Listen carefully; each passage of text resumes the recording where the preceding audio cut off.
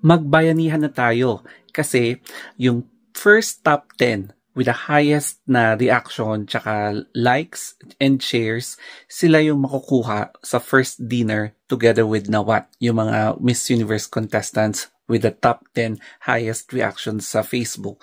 So ang gagawin natin is like ha, hindi heart, hindi laugh, hindi angry. Like. So, ulitin ko, mag-like kayo and then mag-share. So, ito lang yung simpleng gagawin natin at i-demo ko sa inyo kung paano ko ginawa.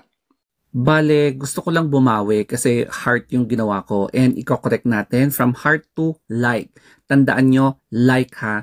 So, punta lang kayo sa Philippines na picture na in-upload ng Miss Universe Thailand. So, eto guys, i-click natin tong Philippines. Makikita natin yung picture ni Atisa Manalo. So, from there, ayan, nilike ko na ha. Kasi kanina, heart yung inano ko. Pero ngayon, like na lang siya. O, di ba? Like. And nakita nyo naman, go Atisa Manalo.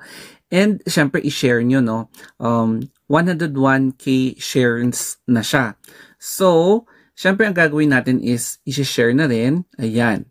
So, i-share na rin natin yan para yung kung sino yung unang makaka-top 10 hanggang bukas, makakwalify po si Atisa Manalo sa first dinner with Nawat along with the top 10 ladies sa Miss Universe. So I hope nakabawi na ako sa inyo ha.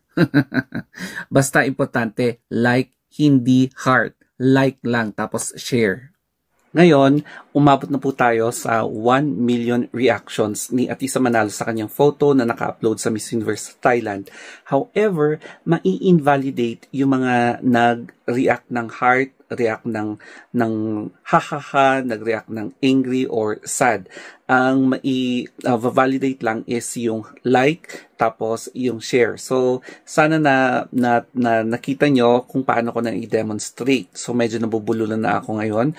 So, i-continue nyo na lang yung ginawa ko dito. So, ulitin nyo na lang sa video na panoorin para makita nyo kung paano ko ginawa. Napakasimple lang niyang gawin and walang kahirap-hirap. Basta i-cast nyo lang yung like and tapos share, and then mapapasok si Atisa Manalo bilang one of the top 10 para makapag-dinner kay Nawat together with the top 10 na highest na na-attain din ng ibang candidates. Para din sa kung ano yung ginagawa sa MGI, ganun din sa Miss Universe ngayon. O, di ba?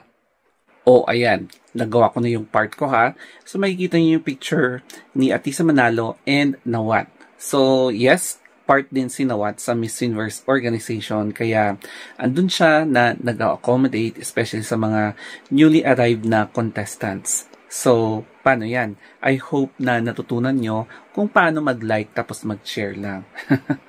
So, sige, mauna na ako matulog kasi maaga pa ako bukas. So, good night and wet dreams.